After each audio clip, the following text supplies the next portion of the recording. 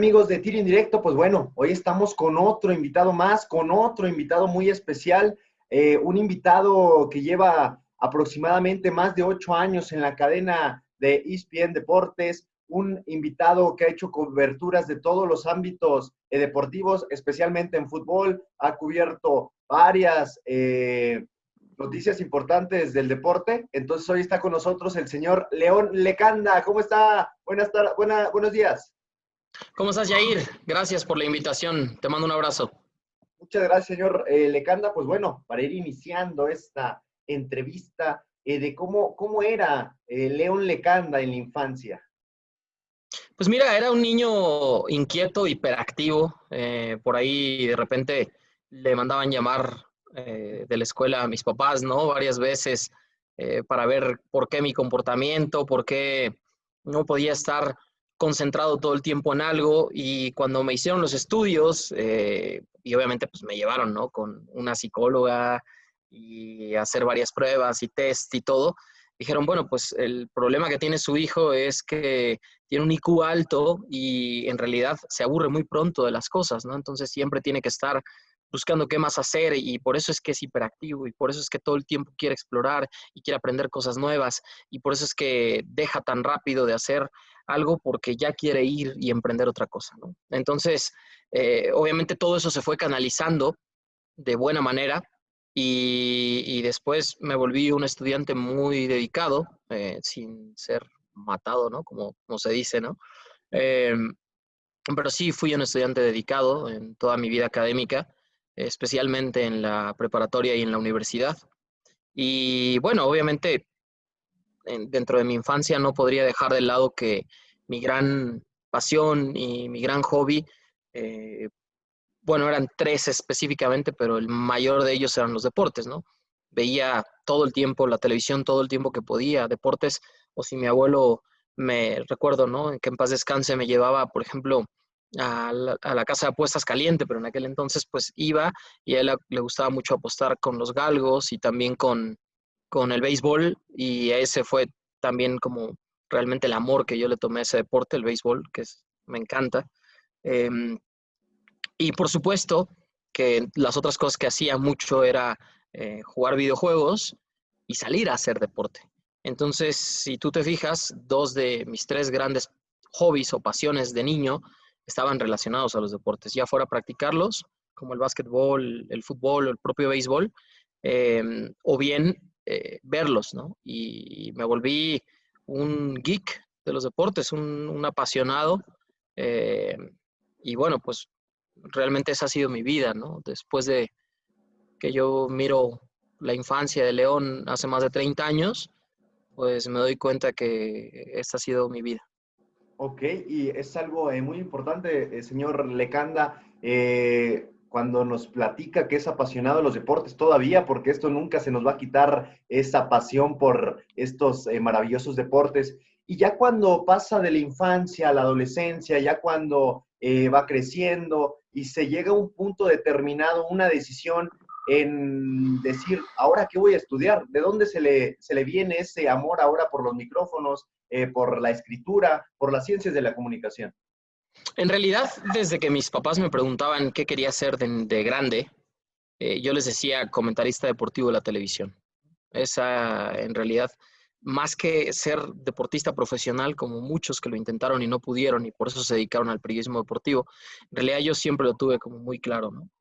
No soy propiamente comentarista deportivo de la televisión, soy más bien reportero, periodista, pero estoy cerca, muy cerca de lo que realmente desde niño soñé hacer y hoy mi profesión es la más divertida, o sea, lo disfruto muchísimo en el día a día. Si bien tiene altas cargas emocionales y de estrés y sobre todo una responsabilidad gigantesca en cuanto a nuestro papel como comunicadores y por supuesto el deber que tenemos hacia nuestra audiencia, en realidad lo disfruto mucho, mucho. ¿Cómo fue? Bueno, yo digamos que conforme fui creciendo, desarrollé ciertas habilidades. Una de esas era leer mucho y escribir.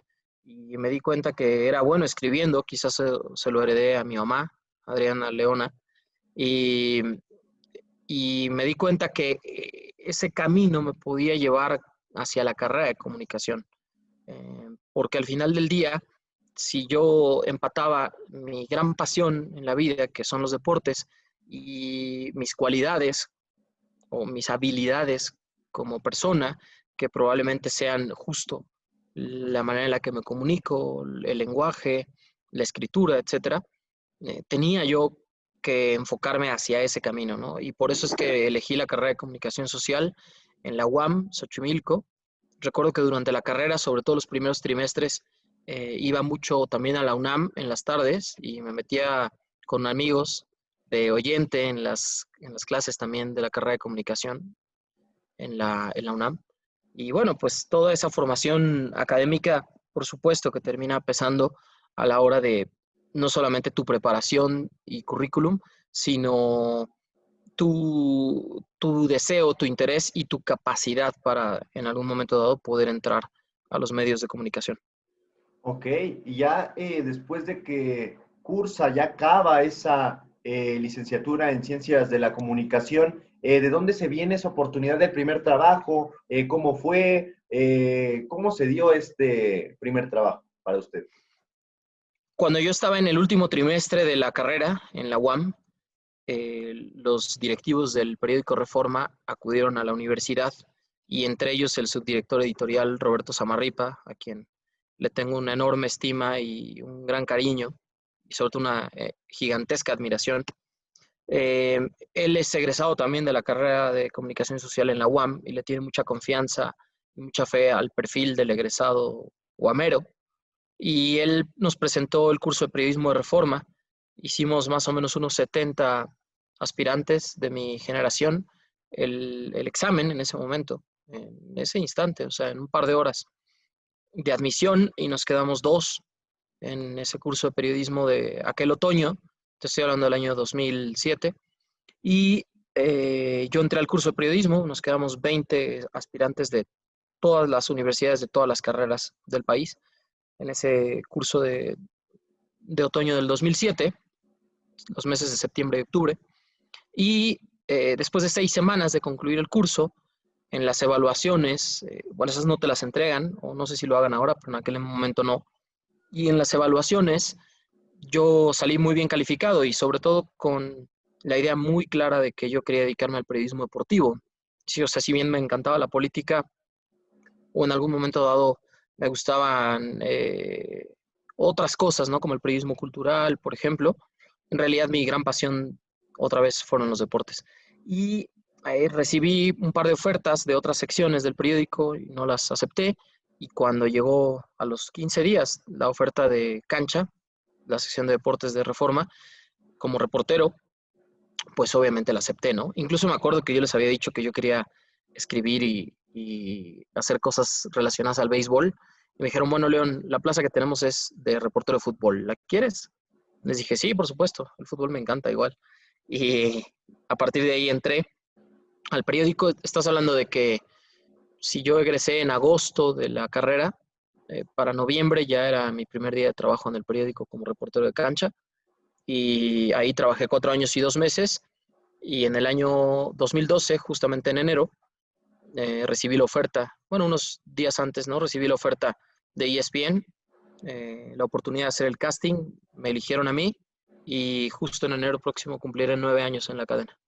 Ok, algo muy emocionante, señor Lecanda, de todo lo que ha hecho, su trayectoria. Y cuando le dan esa noticia en el diario Reforma, que es reportero de cancha, ¿recuerda cuál fue su primer partido que le tocó cubrir?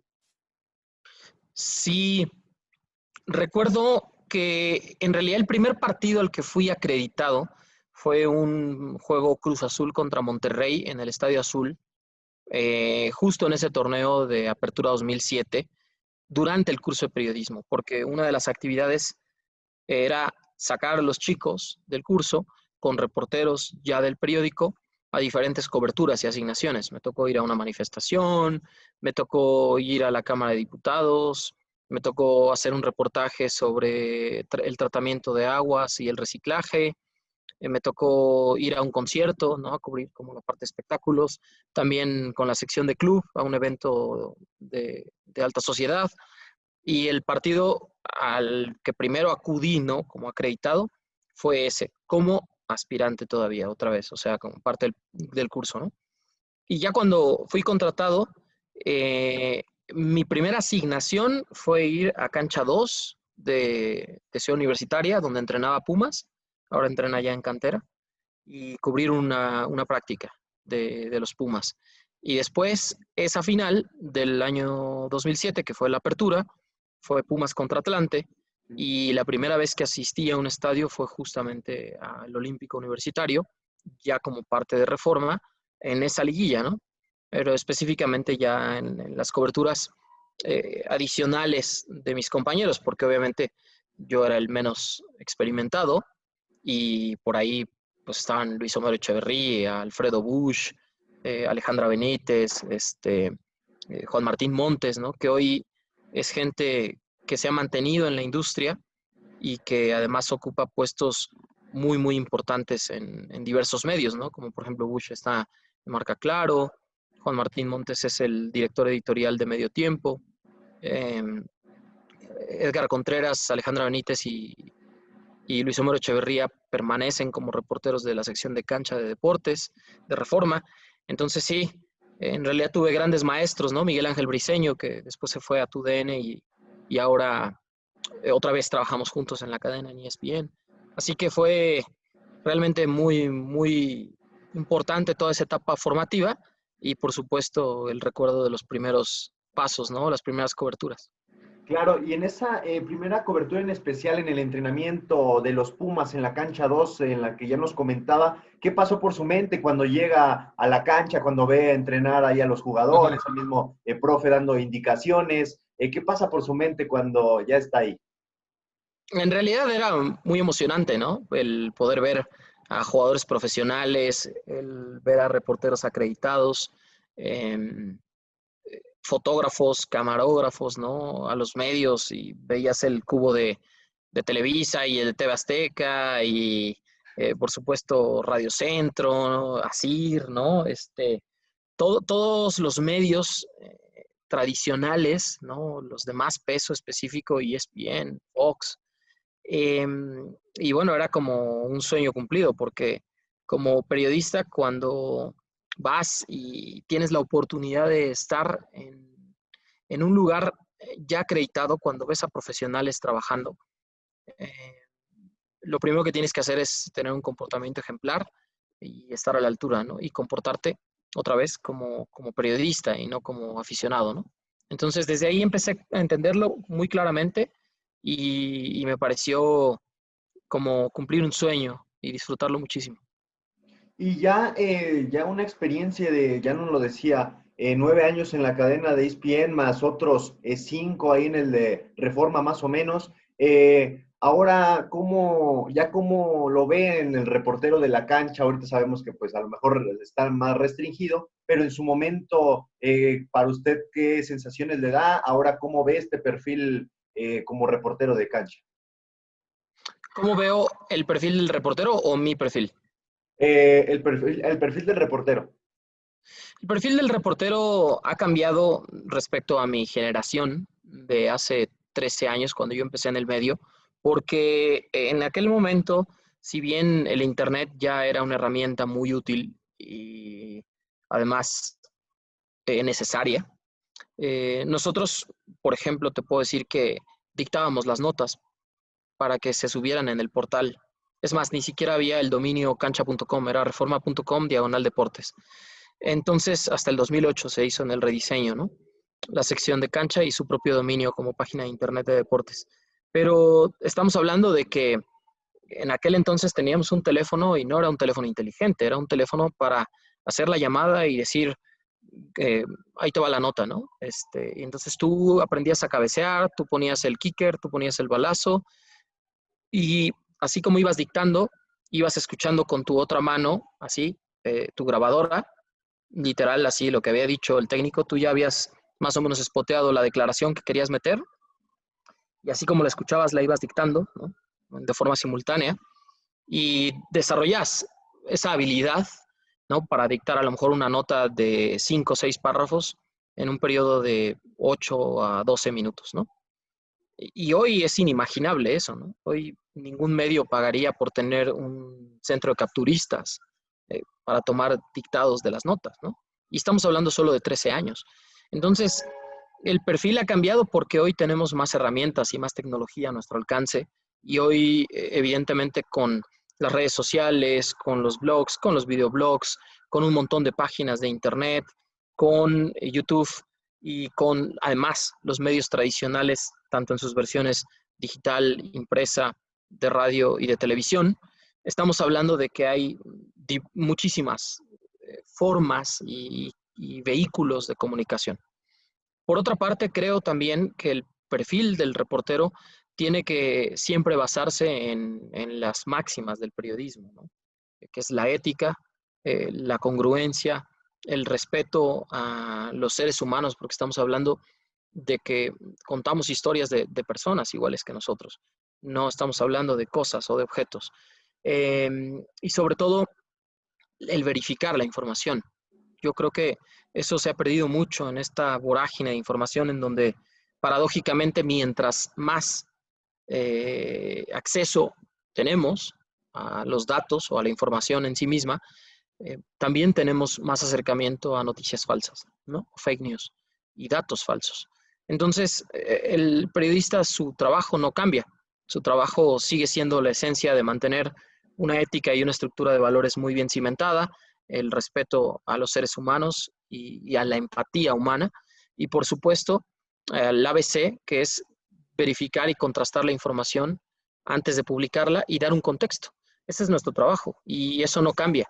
Lo que han cambiado son las herramientas y por eso el perfil del egresado hoy es distinto al de mi época, pero tiene que basarse siempre en esa que es la esencia misma de la comunicación, por lo menos de la comunicación a través de los medios. Ok, algo muy interesante que nos platica y como bien lo dice, tan solo 13 años que van de diferencia a donde usted sale hasta ahora, pues ya hubo muchos cambios en esos nada más tan solo 13 años. Y también quisiera hacerle otra pregunta y esto va más dirigido ya como el trabajo como tal en los reporteros de cancha, ya que para mi punto de vista, ser reportero de cancha es de las sensaciones y cosas más padres, pero también algo que tienen ustedes como reporteros de cancha que a lo mejor son muy prejuiciados en cuestión a que ustedes a lo que ven en la cancha y lo que está pasando, pues lo tienen que decir, sea bueno o malo de los dos equipos que prácticamente las tienen a las bancas a 3 metros. Entonces, mi pregunta es, ¿algún momento en algún partido un comentario de usted le ha venido un reclamo de algún técnico, jugador o directivo? Sí, claro, o sea, y esa es parte del día a día, ¿no? Esencialmente el trabajo del reportero de cancha consiste en la observación, en poner los 5 sentidos en alerta, especialmente el oído y la vista, el medir el termómetro, el momento del partido y también el ritmo de la narración, saber en qué momento intervenir si no te da la palabra el cronista y por supuesto en ser muy contundente con los datos. Por eso tienes que tener una preparación previa para cada uno de los partidos. No solamente haber leído todas las notas de la semana o de las últimas semanas, estar al tanto de qué han hecho y cómo han jugado los equipos y cómo han estado rindiendo esos jugadores y en la semana si alguno salió lesionado o contagiado con COVID-19 como ocurre ahora, qué equipos tuvieron altas, etcétera, sino también en cuanto a las estadísticas históricas, ¿no? O sea, entonces tienes que tener un montón de datos preparados para entender en qué momento una aportación del reportero de cancha es útil, más que un comentario o una opinión. Pero ese tema de que viene un reclamo, eso es muy común, es nuestro pan de, no te diría que todos los días, si te reclaman todos los días, algo estás haciendo mal, ¿verdad? Porque tampoco puede ser que todo el tiempo esté gente insatisfecha con lo que dices, pero sobre todo cuando eres periodista y no cuando eres líder de opinión o cuando tu trabajo o tu esencia es hacer show, ¿no?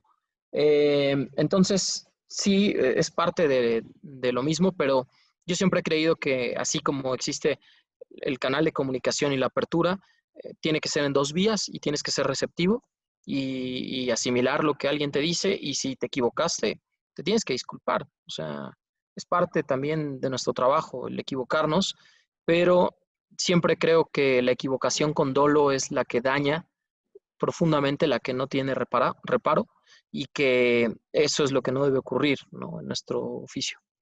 Claro, y bueno, y por otro lado, pues también le han tocado esas entrevistas, a lo mejor uno a uno, maravillosas cuando se acaba el encuentro, y usted como reportero de cancha, ahora antes más en la zona mixta, ya no tanto como en la cancha, pero también esas sensaciones padres, entrevistas padres que le ha tocado mano a mano. Para usted, cuáles son esas entrevistas que se le ha dejado para su corazón mayormente, que la tiene grabada? Sí, varias. En realidad, mira, en la cadena de ESPN no me ha tocado durante mucho tiempo tener, digamos, la constancia como reportero de cancha porque tiene que ver con los derechos de televisión, ¿no? Los derechos de transmisión es importante. Pero si nos vamos a partidos de fútbol, recuerdo mucho la despedida de Emilio Butragueño en el estadio del Celaya. Ese partido lo transmitimos nosotros, era un juego amistoso y yo tuve la oportunidad de entrevistar justo a Emilio Butragueño antes del partido, cuando salió de cambio y al final del partido, ¿no? Pero específicamente cuando sale de cambio y es realmente el último momento en el que él juega un partido de fútbol, eh, por lo menos uniformado, por lo menos televisado, eh, el equipo de producción, en el camión de producción, switchea la señal en vivo de nuestra cámara hacia las pantallas del estadio de forma simultánea. Okay. Entonces, la entrevista que yo le hice a Emilio, las 4 o 5 preguntas, no solamente salieron en la transmisión del partido, que estábamos en vivo a través de ESPN, sino también en el estadio, ¿no? Entonces, toda la gente pudo verme, entrevistar a Emilio y, y las preguntas que le hice, ¿no? Y para eso tienes que estar preparado y tienes que tener nervios de acero, ¿no? Que eso lo vas ganando con los años, con la experiencia. Otra que recuerdo, por supuesto, bueno, muchas, ¿no? Pero especialmente después de las finales es muy emocionante entrar a la cancha también y entrevistar a los actores, ¿no? Entonces me acuerdo mucho de la final del 2013 entre América y Cruz Azul, porque Claro. cuando entro a la cancha y empezamos a hacer las entrevistas, pues imagínate, ¿no? El regocijo, la algarabía que existía en Moisés Muñoz, en Miguel Ayun, en Cristian Benítez, que en paz descanse, por supuesto en Raúl Alonso Jiménez, ¿no? Paul Aguilar, eh, Mosquera. sí, Aquivaldo Mosquera, hasta el mismo Jesús Molina estaba aliviado de decir qué bueno que mi expulsión no terminó pesando, ¿no? Pero era muy, muy emocionante justo en esa final hacer las entrevistas de cancha, ¿no? Por la forma en la que había terminado el partido. Y otras entrevistas que atesoro muchísimo han sido en los procesos olímpicos anterior y en porque he podido cubrir 2 veces Juegos Centroamericanos, 2 veces Juegos Panamericanos y los Juegos Olímpicos de Río con derechos de transmisión para ESPN. Generalmente han sido siempre para México y para Latinoamérica, y en ocasiones también para Estados Unidos en español. Y en esas, por supuesto, las entrevistas, las que más guardo, eh, pues son muchas con los medallistas, ¿no? Al momento de bajar de la competencia, pero especialmente con María del Rosario Espinosa, cuando gana su tercera medalla olímpica, la plata que se cuelga en Río, y obviamente ese fue un momento maravilloso, ¿no? Porque fue la primera entrevista de cualquier medio con María bajándose del tatami después justo de conquistar la plata, ¿no? Entonces, sí, en realidad debería ya describir como mi anecdotario y un libro para acordarme de todas, porque a veces la memoria te llega a fallar con tantos años en esto. Claro, y tantos años, tantos partidos, tantas coberturas que ha realizado ahora en sus 13 años como trayectoria, y pues es algo impresionante y esperemos que sean todavía muchísimos más, señor Lecanda. Gracias.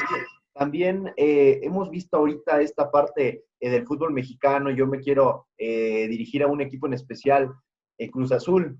Que le ha tocado más tiempo ver este fútbol mexicano, que le ha tocado seguir un poquito más a lo mejor en la Liga MX, pues ¿cuál es su opinión del Cruz Azul? Sabemos que un Cruz Azul después de 23 años sin campeonato en la Liga MX, que está acostumbrados a ser líderes de la competencia, llevar hasta finales, semifinales, y lamentablemente es un Cruz Azul que en los 23 años nos ha demostrado que nos vuela en un avión, nos pone hasta el cielo y a todos los aficionados los deja estrellarse hasta el piso, que le rompe el llanto como siempre en estos 23 años. ¿Cuál es la opinión de usted?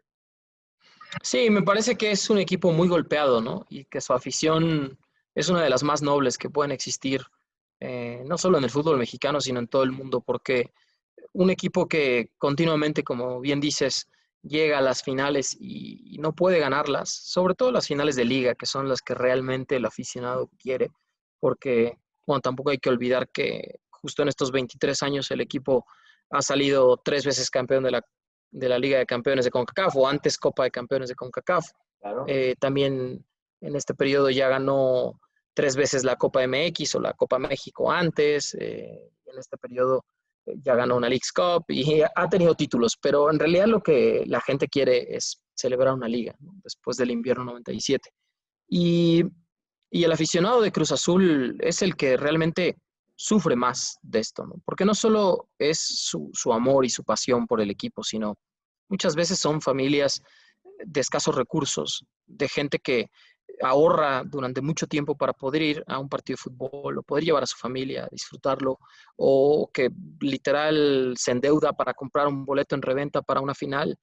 Y ese es el aficionado al que se le debe una respuesta, al que se le debe dar una explicación, no a los comunicadores, no a la gente de otros equipos, no a los oportunistas, sino realmente al aficionado, al verdadero seguidor de Cruz Azul que ha estado ahí en las buenas, en las malas y en las peores, que han sido la mayoría.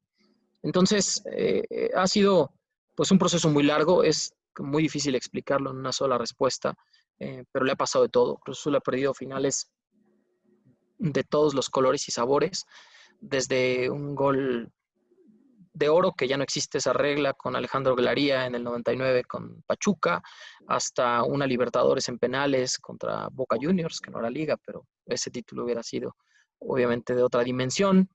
La final del 2008, la apertura contra Toluca, cuando el equipo regresa y es un partidazo en el Nemesio 10, pero se va Cruz Alta al hospital, se va, perdón, Villaluz al hospital por una entrada durísima de Cruz Alta y no lo expulsan y Cruz Azul se queda con lo menos, pero igual avienta la serie a penales y quizás si Josgar Gutiérrez se lanza hacia su lado contrario, no le pega el balón en la espalda y se mete y Cruz Azul puede haber sido campeón.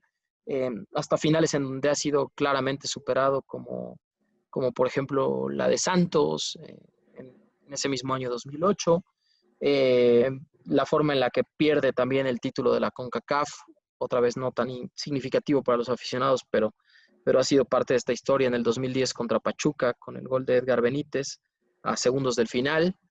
Cruz Azul ya se hacía ahí adentro y ya los directivos estaban en el túnel de vestidores esperando el silbatazo para festejar.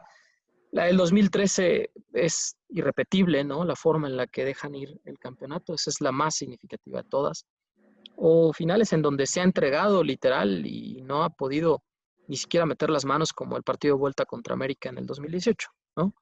Entonces, cuando uno se pone a ver la historia y la esencia de lo que ha sido Cruz Azul en estos años, pues quizá uno puede encontrar cierta identificación en lo que sucede a nivel corporativo, ¿no?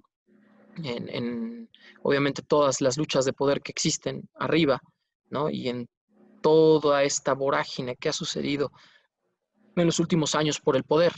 Y uno encuentra que ese caos pues se ha también permeado en el equipo de fútbol, ¿no? Al menos de cerca, al menos eso es lo que uno ve.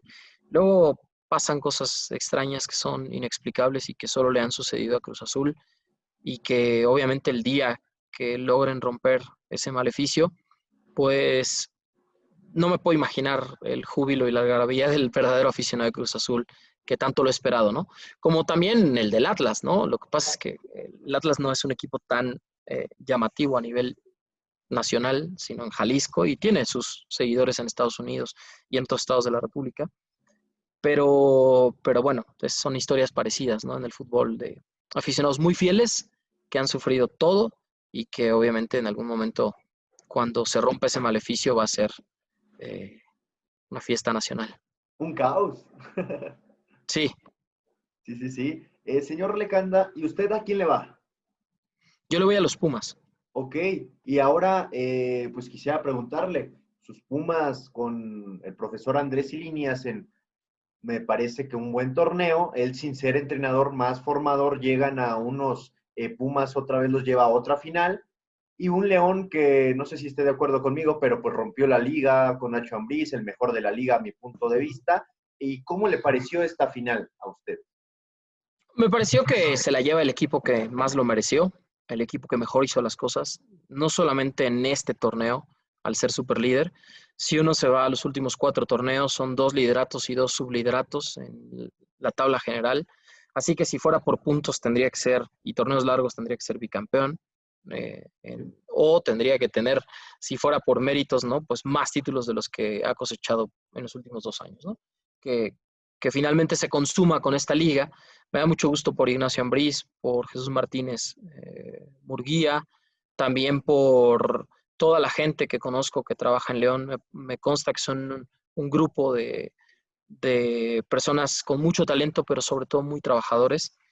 Y yo creo que finalmente Nacho y sus colaboradores, porque no solamente es Ambriz, sino su cuerpo técnico, aprendieron a jugar liguillas, ¿no? Y no fue la liguilla más espectacular para León, no fue ni siquiera un equipo avasallador, ni un equipo que realmente le pasara por encima a todos sus rivales.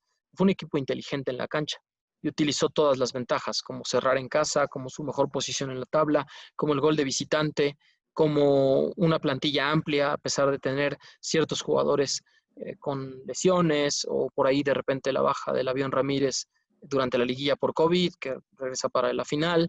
Entonces, me parece que Nacho aprendió de las experiencias del pasado con su cuerpo técnico y logró apuntalar esos pequeños detalles que te hacen la diferencia entre jugar bonito y perder o jugar eficientemente y ganar. Y creo yo que se lo merecen. Me parece que el mérito, por otro lado, de los Pumas ha sido enorme.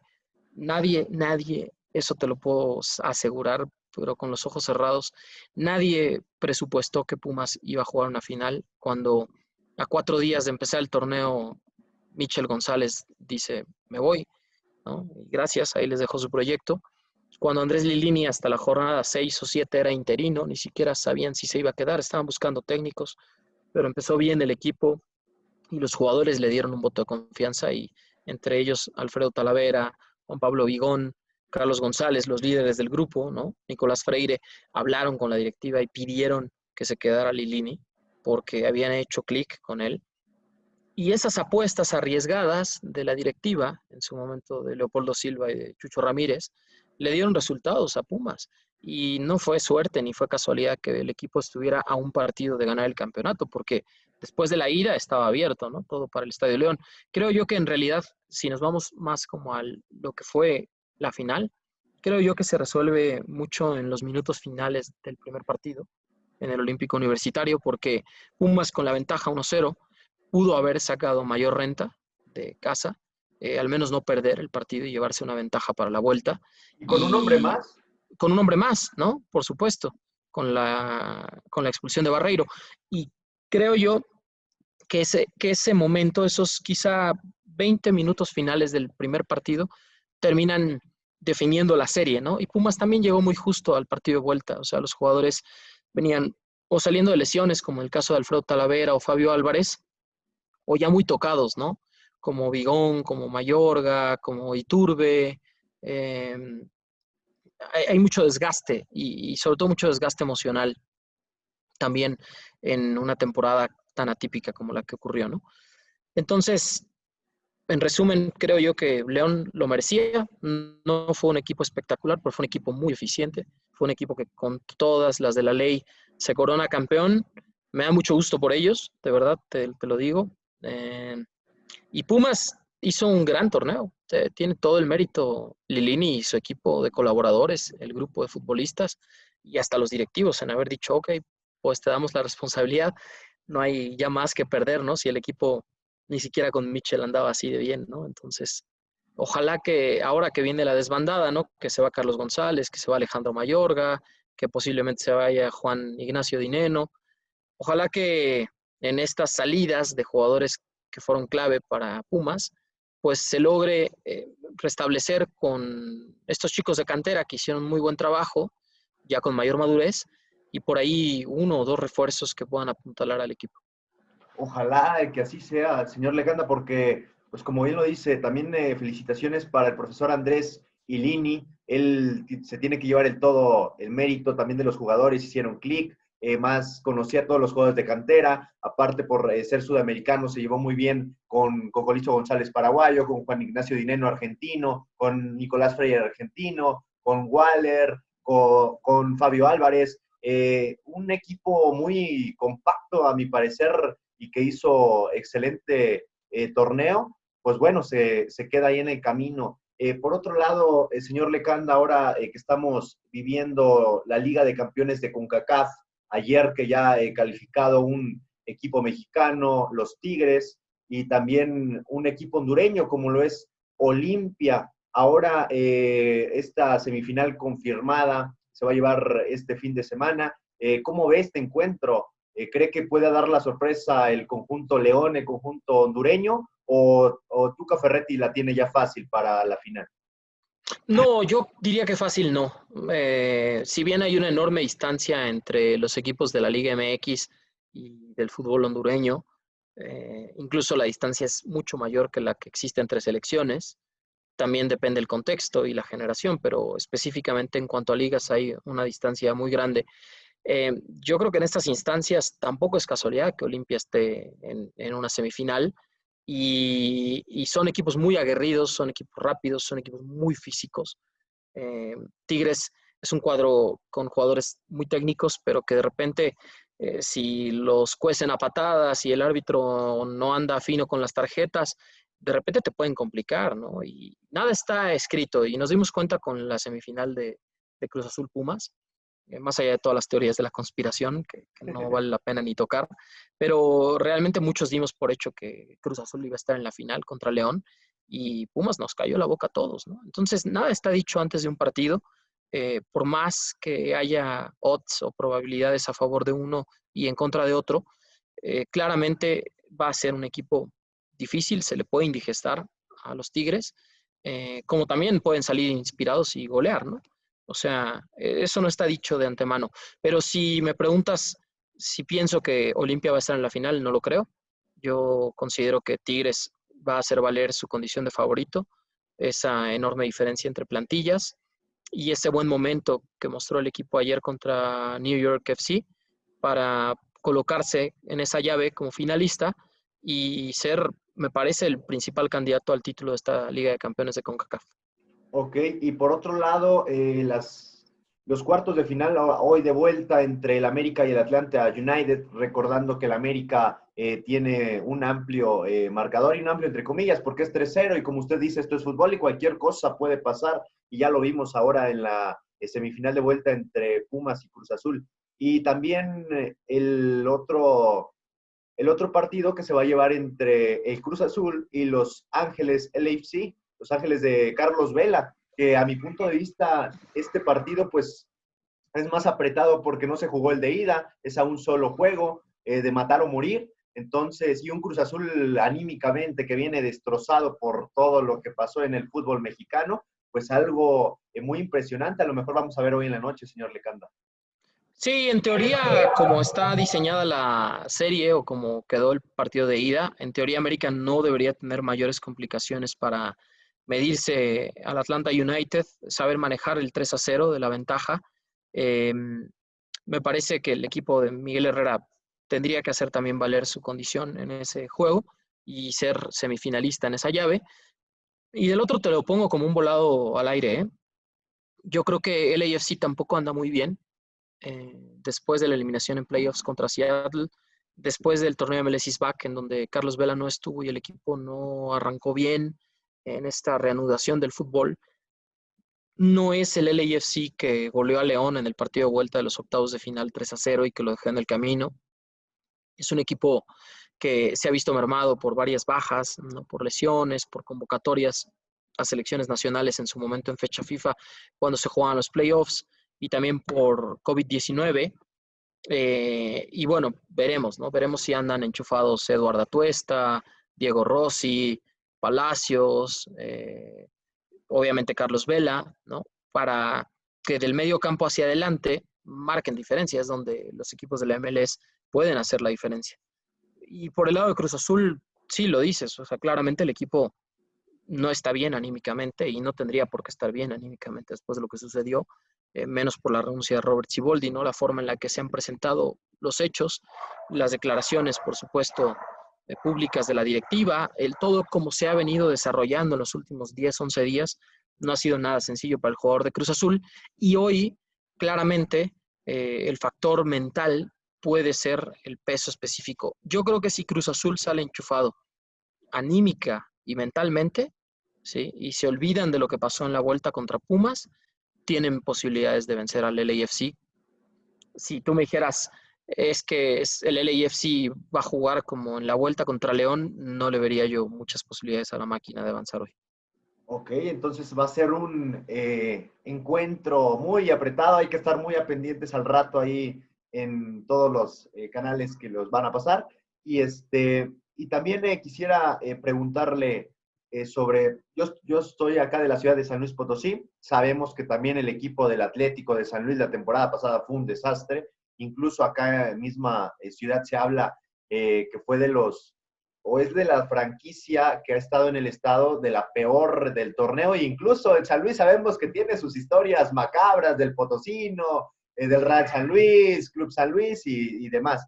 Y ustedes que siguen y que transmiten los juegos del Atlético de San Luis, pues bueno, quiero, no sé si me puede dar una opinión de lo que pasó esta terrorífica temporada de Conjunto Potosino. Yo creo que todo lo que le podía salir mal al equipo le salió mal, ¿no? O sea, desde la conformación del plantel, desde elegir jugadores que no estaban comprometidos, de repente llevar a un Mauro Quiroga que había hecho estupendamente bien las cosas en Necaxa y en San Luis, pues en definitiva no lo hizo, no se sentía cómodo, no se sentía comprometido. Eh, Me parece también de repente un error el cambiar de entrenador solo porque las cosas no te están saliendo bien al comienzo sin dejar que se consoliden los proyectos cuando sabemos que en esta etapa no hay descenso. Entonces, si de todas maneras ibas a quedar sotanero general o entre los últimos 3 lugares, no pasa nada en términos de cocientes, salvo una multa económica. Bueno, todavía tienes otro torneo para salvar eso, porque este era el primero, el que abría el año futbolístico. Entonces, todas las decisiones equivocadas que se pudieron tomar desde la cúpula fueron permeando en la cancha y en efecto fue un desastre de torneo, ¿no? Para San Luis, para una franquicia que está respaldada por el Atlético de Madrid y que en teoría no tiene un presupuesto tan reducido como el 60% de los equipos de la liga, porque te puedo decir que San Luis en términos de presupuesto probablemente sean entre el séptimo y el noveno equipo, ¿no? Es decir, hay 9 equipos que tienen nómina más baja que el San Luis. Entonces no era para que terminara de esa manera. Y vamos a ver ahora, ¿no? Yo tengo muchas incógnitas en términos de San Luis. Me parece que después de la jornada 5 nos podremos dar cuenta si aprendieron de los errores y si todos estos cambios en la plantilla le pueden traer buenos resultados al equipo. Claro, y también, pues, de hecho, este Atlético de San Luis, respaldada con una empresa tan grande como es Atlético de Madrid, pues, cuando asciende a Primera División, yo creo que vino desastre tras desastre, y ahí es donde ha venido arrastrando una racha muy negativa en el conjunto de Potosino, cuando despiden al profe Sosa, cuando llega Matosas, está 3, 4 partidos y también se le abren escándalos y se va. Ese torneo lo termina dirigiendo los últimos 2 partidos el profesor Luis García. Después llega el profesor Memo Vázquez, que al parecer había traído a sus jugadores de confianza, como bien lo dice, ya los conocía, incluso un Pablo Barrera, un Mauro Quiroga, como bien lo menciona, Pipe Gallegos, que no se ha completado en el conjunto potosino, que está tras lesión tras lesión. Y pues bueno, es una incógnita, como bien lo dice el señor Lecanda, porque pues un profesor uruguayo, Leonel Rocco, es una baraja y una baraja nueva en el fútbol mexicano como entrenador, porque pues siendo sinceros y por más repasando, pues no es un nombre reconocido a nivel profesional, es algo nuevo y hay que ver también los refuerzos que han llegando. Hay un Damián Battaglini, que también es una incógnita al parecer allá en Argentina, en Argentinos Junior lo ha hecho muy bien. Sabemos que son ligas diferentes, sabemos tantas historias que allá en Sudamérica son unos dioses y llegan a nuestro fútbol mexicano y son bombas, unos petardos más. Entonces, hay que esperar qué pasa con este Atlético de San Luis. Y también, ya para ir finalizando esta entrevista, señor Lecanda, pues bueno, me quiero hacerle una sección de preguntas rápidas, una sección que venimos trabajando entrevista tras entrevista. Y bueno, no podía faltar ahora con usted. ¿Cómo ve? Adelante. Ahí le va. Fútbol. Pasión. Familia. Mi vida. Pumas. Garra. Estadio. Color. Goles. Emoción. Aficionados. Lealtad. Liga MX. Desarrollo. ESPN. Mi casa. Reforma. Formación. Y la última, León Lecanda. Defínalo. Esa es una buena pregunta. Alegre y apasionado. Ok, muchísimas gracias, señor León Lecanda, por esta entrevista. Me la pasé muy bien con usted, echando ahí charla de toda su trayectoria, dando puntos de vista de la Liga MX, Liga de Campeones. Y pues yo me voy contento, un nuevo aprendizaje, un nuevo tema con usted. Y bueno, soy un orgulloso y un afortunado en estar ahora con usted intercambiando alguna opinión. Espero pronto poderlo cruzar ahí en el camino, espero pronto conocerlo. Le deseo mucho éxito todavía en su amplia carrera que tiene. Bendiciones para usted, para su familia en estas fechas. Un año complicado que tuvimos como lo fue el 2020. Y bueno, esperemos que el próximo año vengan cosas mejores, ya vendrán tiempos mejores y ojalá que pronto otra vez haya público, alegría, todo esto en los estadios y posteriormente que salgamos todo esto a nivel mundial. Que así sea, primero Dios, que así sea, y te agradezco muchísimo la invitación, Jair. Un fuerte abrazo a todos quienes verán tu entrevista y mis mejores deseos también para ti y para tus seres queridos. Muchísimas gracias, señor Lecanda. Estamos en contacto y saludos. Saludos. Gracias.